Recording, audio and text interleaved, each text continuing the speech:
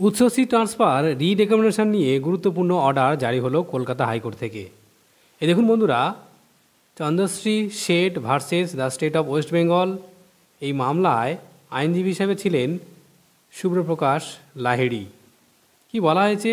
Petitioner একটা আবেদন করেছিলেন ট্রান্সফারের জন্য এবং তার ট্রান্সফারের রেকমেন্ডেশনও দিয়েছিল West Bengal central school service commission, যেটা 18 মে 2022 সালে।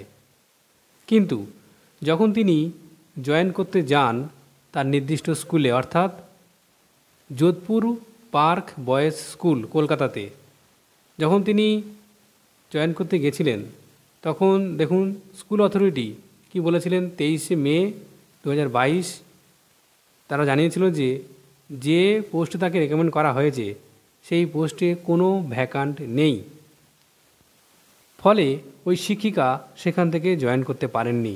এর জন্য তিনি রিরেকমেন্ডেশনের জন্য আবেদন করেছিলেন 5 জুলাই 2022 সালে।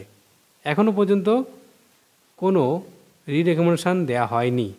অতঃপরে আবারও তিনি হাইকোর্টের দ্বারস্থ হন এবং তখনই হাইকোর্ট রায় দেন যে আগামী 6 সপ্তাহের মধ্যে তাকে নতুন স্কুলে ট্রান্সফারের ব্যবস্থা করা হয়।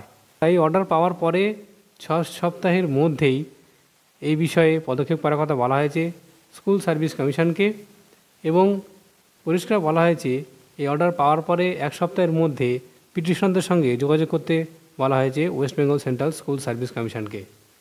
ধন্যবাদ।